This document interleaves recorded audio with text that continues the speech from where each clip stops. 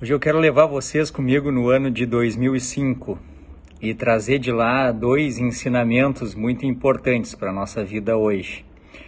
2005 foi quando mais uma vez eu tive que arrombar o banheiro do meu pai a chutes, para mais uma vez tirar ele de dentro do banheiro desacordado, sudorético, rígido, pálido, em mais um coma hipoglicêmico da sua história de diabetes mal controlado.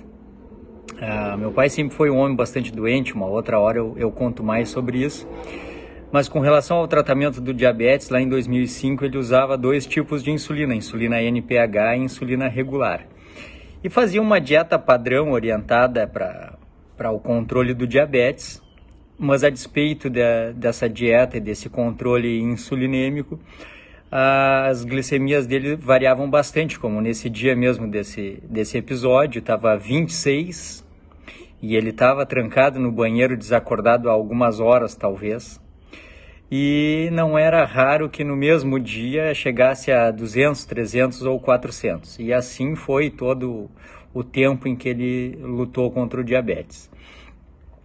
O que eu quero contar para vocês? O que eu quero contar para vocês é que a dieta que era praticada na época era uma dieta com pães integrais, com geleias diet, com leite de soja, com laranjas de sobremesa.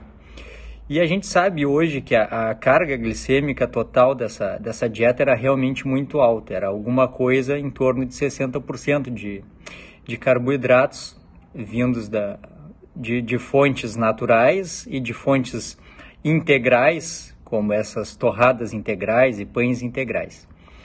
O que acontece é que essa dieta falhou no controle glicêmico do meu pai, obviamente falha também no controle glicêmico de vários outros pacientes diabéticos, porque esse protocolo ele já é falho na essência. 60% de carboidratos não é adequado nem para um paciente não diabético, quem dirá para um paciente diabético. A questão que eu quero tratar com vocês hoje, na verdade, é dizer que a hipoglicemia, ela não é causada pelo excesso, pela falta de carboidratos.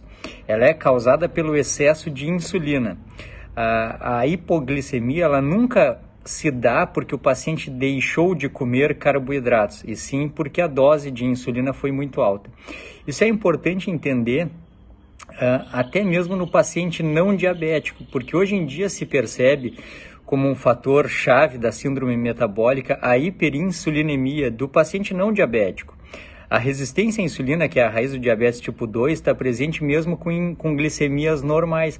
É comum eu atender pacientes no consultório com glicemia normal, 88, 82, e uma insulinemia de jejum de 30, por exemplo, quando o esperado seria abaixo de 8.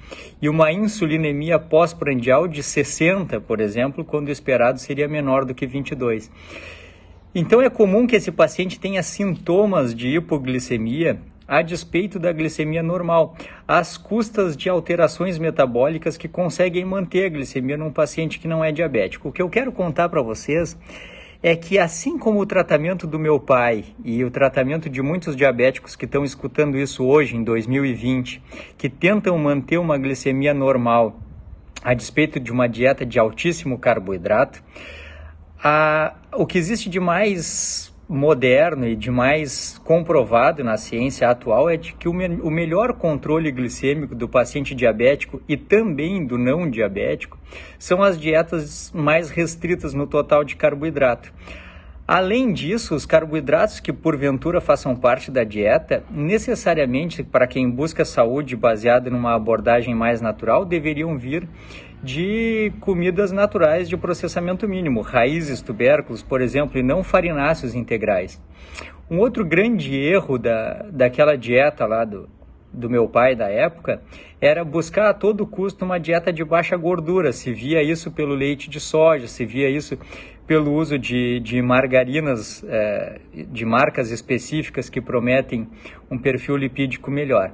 E hoje se sabe também, a despeito disso, que a presença de gorduras naturais favorece o controle glicêmico e em nada piora a resistência à insulina, como eu expliquei recentemente. O que a gente traz desse conto que é real e que eu estou falando para vocês. Que o diabético, ele deixa bem claro as alterações que mesmo o não diabético sofre, mas não percebe no seu dia a dia. Que a presença frequente de comida processada e uma dieta de alto carboidrato torna muito difícil o controle glicêmico. O meu pai pagava o preço com hiperglicemias e hipoglicemias. Mas tu que está assistindo esse vídeo e não te consideras diabético, tu também paga o preço desse controle glicêmico às custas de uma manutenção da glicemia por hiperinsulinemia, picos de insulina que mantém a glicemia normal.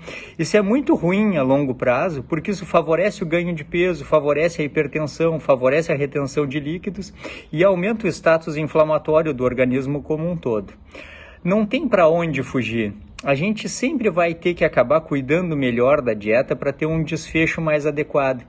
E jamais uma dieta inadequada vai produzir desfechos positivos ou pelo menos não tão positivos como se tu parasse para cuidar melhor da tua dieta.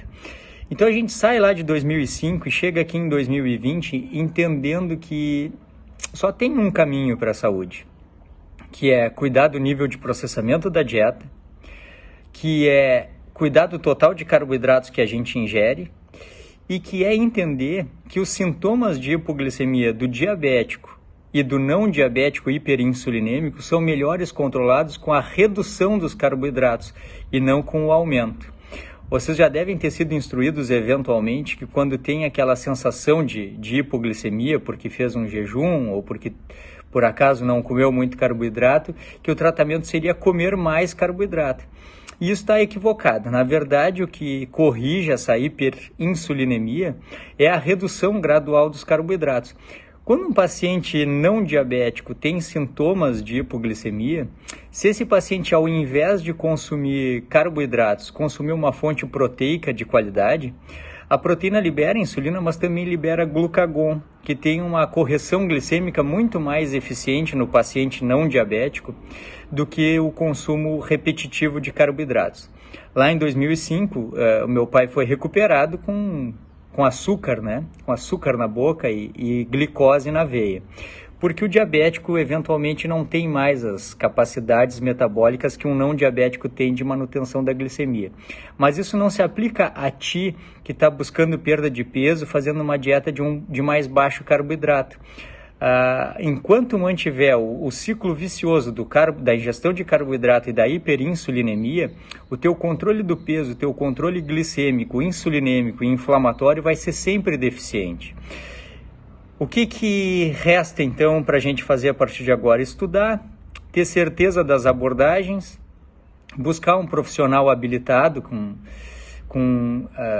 adequado treinamento para te conduzir numa conduta low carb e, de base dessas certezas e desse conhecimento, praticar essas atitudes que são comprovadamente muito eficazes no controle glicêmico e no controle do peso.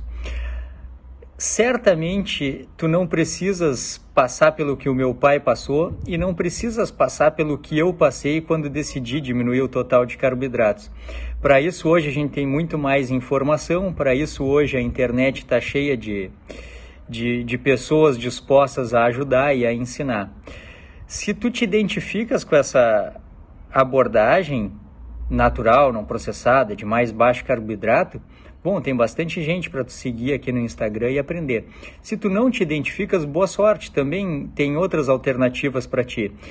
O que eu não posso deixar de dizer é que um ambiente metabólico tratado com comida natural de processamento mínimo, com um total menor de carboidratos e frequência alimentar mais baixa, responde muito bem tanto para o controle glicêmico quanto para a manutenção da saúde e da longevidade. Tá bem? Qualquer dúvida me deixa aqui nos comentários ou me manda um direct e vamos indo junto construindo esse conhecimento.